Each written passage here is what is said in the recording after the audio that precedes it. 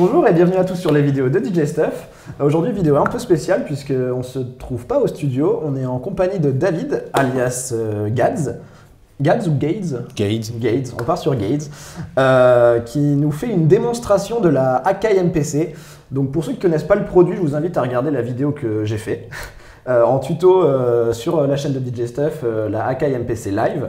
Et donc aujourd'hui, David va nous en parler un peu plus en profondeur avec son projet qui est un peu Insolite. Du coup, parle-nous un peu plus de ton projet avec la Akai et du coup, qu'est-ce qu'on fait ici en fait? Là, on est chez Eau de Relax. C'est un centre d'oxygénation hyperbar. Donc, c'est des caissons où tu t'enfermes pendant 1 heure et on te met un truc de l'oxygène. On t'envoie de l'oxygène pur à 97% dans le corps et tu as l'oxygène qui tourne. Donc, en fait, ça te détend. C'est une cure bien-être. En fait, c'est une parenthèse, une bulle d'oxygène pur qui booste ton énergie, ta récupération sportive, mais forcément ta concentration aussi, puisqu'on envoie de l'oxygène dans le cerveau, et la créativité, si par exemple on veut lire, dessiner, ou pourquoi pas faire de la musique. Donc on est venu pour faire une petite session avec une MPC Live. Ok, du coup c'est ce dernier aspect, la créativité, qui t'a motivé à faire un live du coup avec la MPC. Ouais. Et je vous propose de voir tout de suite le live et on en reparle après pour avoir un peu tes impressions. Ça marche.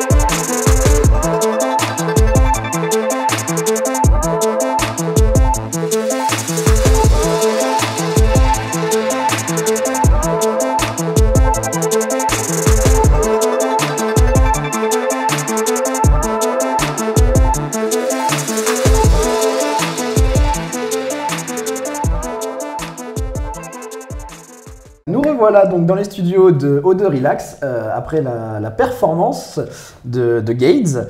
On va un peu plus parler des aspects techniques. Ma première question, ça va être pourquoi tu as choisi la MPC Live là où tu aurais pu choisir une machine MK3 par exemple ou une push ou plein d'autres trucs dans le genre? En fait, à la base, je voulais venir avec un push puisque je travaille vraiment que sur Ableton.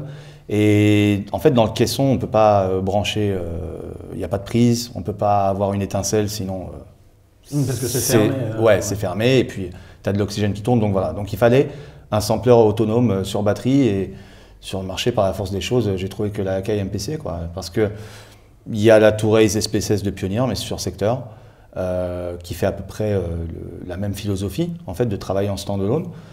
Mais donc voilà, donc j'ai récupéré une MPC live et puis j'ai appris, notamment en matant ton petit tuto. Une petite vidéo. Ok, et du coup, tu as travaillé ça un petit moment avant de... Ce qu'on a vu là sur le live, c'est de la totale impro ou c'est quelque chose que tu as préparé un peu avant? Comment ça s'est passé? J'ai pris en main la MPC il y a une semaine. Je me suis mis à fond dedans. La première partie, qui est un remix avec la cappella de Michael Jackson, ça c'est des clips que j'ai préparés. Donc c'est assez prédictif. Tu peux, avec la dernière mise à jour, même celle d'avant, tu pouvais aussi, mais là ils ont vraiment bien implanté le fait de jouer des clips bien quantisés, bien warpés dans la MPC Live. C'est pour clairement concurrencer les clips d'Ableton, mais tu es quand même beaucoup plus limité sur la MPC. Mais il y a de quoi faire un petit remix en live, donc ça c'était des clips préparés. Et pour la deuxième partie où je compose, là en fait j'avais préparé mes mélodies dans la MPC Live puisque tu as un arpégiator, tu as tout ce qu'il faut et en plus tu as un pad mode où tu peux jouer des accords, des progressions. Donc j'ai préparé les séquences, je les ai bouncées pour jouer que de l'audio, mettre beaucoup d'effets, faire un prémix. Et puis après en fait j'ai improvisé en fait.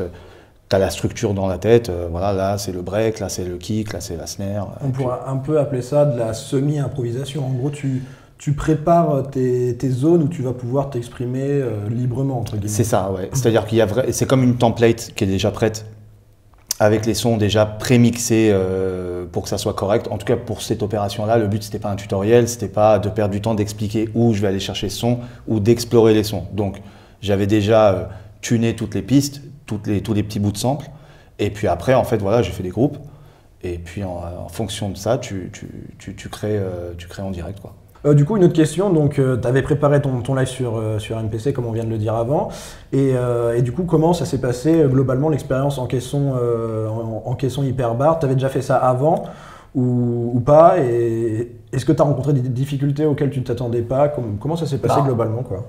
En fait, j'avais fait 1 heure d'oxygénation, mais en allongé, où je me suis reposé pendant 1 heure. Et j'ai écouté de la musique. J'ai écouté des nouveaux titres que j'avais composés pour mon album qui est sorti le 7 décembre. Et avant la sortie, j'étais en phase de mixage et de mastering et genre en mode zen détendu, j'ai entendu, j'étais assez attentif à des éléments que je ne vais pas entendre forcément en studio ou dans ma bagnole ou dans le métro. Donc le contexte, l'isolation et l'oxygénation, sans être, en étant vraiment novice et en plus étant vraiment terre à terre, genre à pas m'envoler, ça m'a fait quand même quelque chose d'assez intéressant. Et les 2 jours qui ont suivi, j'ai beaucoup travaillé et je me suis souvenu direct ce que j'avais entendu, ce que je devais recorriger sans prendre une note ou quoi que ce soit. Donc j'ai pu aller au bout de l'expérience et je me suis dit pourquoi pas essayer de créer un son pour le but de promotionner et puis pourquoi pas, voilà, si ça donne envie à quelqu'un de faire 1 heure d'oxygénation, de toute façon ça fait que du bien. Si t'es pas claustro, ça va te faire du bien. Donc voilà, si ça a donné envie à quelqu'un de faire 1 heure d'oxygénation, pourquoi pas. Et le challenge aussi de prendre une MPC et de faire ça dans un endroit différent, c'était très intéressant. Et les problèmes techniques qu'il y a eu, c'est les basses, quoi. Dès que j'ai balancé le kick dans le caisson d'hyperbar, là j'ai fait un flipper. Dès que j'ai appuyé le kick, ça avait boum, boum, boum, boum, boum. Et le métronome en plus de la MPC qui tourne, alors quand le métronome j'avais mixé très faible, mais il ressortait de ouf dans le caisson, donc c'était un peu compliqué. Donc voilà. Mais je ne sais pas si c'est l'oxygénation ou J'ai tendance à stresser aussi, mais à gérer le stress, mais j'étais détendu. Dans ta bulle, quoi. Ouais, j'étais détendu, donc voilà, tu recommences, tu fais, et puis après, une fois que le kick est bien placé, que les basses sont maîtrisées, sont gérées, après ça roule, quoi. Ok, du coup, si j'ai bien compris, tu as pris la MPC, non pas par choix, mais tu étais un peu obligé parce que c'était le seul séquenceur, en tout cas, qui était autonome, qui te permettait de faire ça. Tu n'aurais pas pu le faire avec autre chose. Et du coup, maintenant que c'est fini, est-ce que c'est un produit que tu vas continuer à utiliser ou qu'est-ce que tu en as pensé du produit en lui-même sans tout ce qu'il y avait autour, sans le caisson, sans juste le produit en lui-même? Des choses qui t'ont dérangé, des choses qui t'ont plu? Alors, moi, j'ai toujours détesté la MPC, en fait. Donc, déjà. Donc, j'ai commencé ma carrière en arrivant sur la radio énergie. Donc, et il y avait Bibi, Samy, Dimitri, qui étaient des producteurs qui étaient là-bas depuis plus longtemps que moi. Et je les voyais tous bosser sur des MPC. Et moi, j'étais attiré par le format logiciel, donc c'était Pro Tools à l'époque. Donc, quand je les voyais bosser sur la MPC, ça me faisait flipper, un petit écran comme ça. Et puis, ça ne m'intéressait pas. J'aimais bien avoir la visualisation du logiciel. Donc, je me suis mis sur Pro Tools pendant 10-15 ans, quoi. Et il y a 10 ans, je me suis mis sur Ableton. Et je pensais que j'allais terminer ma vie sur Ableton, en réalité. Et en fait, là, ce qui s'est passé avec la MPC, en fait, ça a révolutionné ma façon de travailler. Ouais, c'est clair. J'apprends encore. Il y a beaucoup de choses à apprendre. Mais des choses très complexes qu'on peut faire dans Ableton, comme des éléments aléatoires, du random générateur, tout ça, de balancer des éléments qui tournent en cycle d'une façon aléatoire, sont possibles dans la MPC. Des choses qu'on peut faire sur Electron, puisque j'ai les machines Electron aussi, les trigger points et tout ça, donc les paramètres lock, de bloquer des éléments sur des séquences non binaires. C'est possible aussi dans la MPC. En fait, il y a un panel, une ouverture, et le fait de se dire qu'il y a un ordinateur dedans maintenant où on peut voir la philosophie et le logiciel comme il est, combiné au pad, combiné au fait de construire séquence par séquence. Alors ouais, tu peux pas... moi, je maîtrise bien le mastering, en tout cas à mon sens pour mes sons. Tu peux pas sortir un son masterisé qui tue de la MPC, mais composer, arranger, ouais, grave. Ouais, l'idée, c'est pas de composer un track de A à Z, c'est plutôt de faire la majeure partie de la créativité. C'est ça. Et justement, ouais, là où on pouvait avoir peur, c'est que c'est quand même les premières machines complètement autonomes qui peu à peu laissent l'ordinateur de côté. Et j'aurais pu penser ça aurait pu mettre un frein quelque part, mais finalement, non. Non, au contraire. Sur la MPC Live, on a des plugins maintenant. On a la possibilité d'ouvrir des plugins, des VST depuis la dernière mise à jour du 15 novembre, je crois. On est en mode 2.3 maintenant, donc il y a 3 synthétiseurs qu'on peut ouvrir qui sont préparés spécialement pour la MPC Live par Air Music et Air Music Technology. Et on voit quand on clique à l'ouverture qu'il y a un onglet manufactureur. Donc ça veut dire qu'ils ont ouvert la porte aux compagnies tierces pour implanter un Serum ou un Silent là-dedans. Et là, tu séquences, tu ouvres tes VST. Il faudra voir à l'avenir la puissance du CPU de la machine. Mais là, pour ce qu'on a fait aujourd'hui, là, avec la session, j'avais des plugins ouverts de partout, des compresseurs, un pseudo-mastering qui était fait dans la MPC, et je tournais à 16% du CPU. Donc ça promet.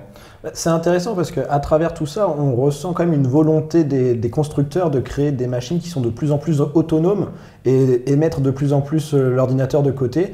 Est-ce que pour toi, ça n'a pas été un frein justement de sortir un peu de ta zone de confort et de ne pas avoir accès à l'ordinateur, de pouvoir, je sais pas, aller dans des préférences, faire des trucs? Est-ce que c'est pas un peu compliqué finalement de ne pas avoir de clavier, pas de souris et c'est une manière complètement différente de penser les choses? Est-ce que ça t'a pas bloqué quelque part? En fait, tu es obligé de déconnecter ton cerveau puisque c'est pas pareil. Quand tu es sur un logiciel, tu vois le début, le milieu, la fin, tu vois les pistes, tu mets tes plugins, tu fais tes propres routings et tu as une visualisation de l'œuvre que tu crées. Tu peux revenir rééditer. Là, il faut penser différemment, il faut créer en séquence. Donc tu vois pas ce qui se passe sur un écran d'ordinateur, que ce soit la MPC Live ou la MPC X. Tu es obligé de penser par séquence, tu es obligé. Et donc ça te pousse à réfléchir et à être beaucoup plus créatif en disant qu'est-ce que j'entends là, qu'est-ce que je voudrais entendre là, qu'est-ce que je veux faire là. Et puis avec les pads et la quantisation qui est automatique, en 8e, quart ou 16e, ce que tu veux, ou 32, tu balances tes séquences à la volée. Et l'avantage de la MPC, c'est que tu peux ouvrir le logiciel MPC après dans Ableton, récupérer tout ton travail, rééditer si tu as envie, passer tes pistes en stem, tu peux même les exporter en stem, directement de la MPC Live ou X, et ouvrir tes stems dans Ableton, faire un mastering, rééditer. Finalement, vous avez les avantages sur les inconvénients, puisque la machine est hybride, elle fonctionne aussi bien en contrôleur, c'est-à-dire comme les produits qui existent maintenant, comme la machine, la push, mais aussi toute seule en standalone, et ça c'est plutôt un bon point. Ok. Ouais. Bah, Gates, du coup, merci d'être venu nous voir ici et de nous avoir fait cette petite expérience. Où est-ce qu'on te retrouve là dans le futur? Tu as des projets, des choses de prévues ou... Dans mon studio en ce moment, je bosse sur un nouvel album qui va sortir avant l'été. Donc là en ce moment je tourne pas, mais l'été il y a des petites choses qui se précisent. Donc d'abord la sortie de ce prochain album et puis après on verra. Ok, bah on va suivre ça de très près. Ça marche. Merci de nous avoir accordé cette interview et à très bientôt. Bah, merci à toi, merci à DJ Stuff. Merci, bonne continuation. J'espère que cette vidéo vous aura plu.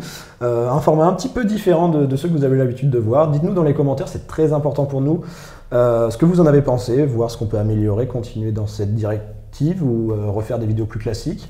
J'espère que cette vidéo vous aura plu et à bientôt. Ciao, ciao.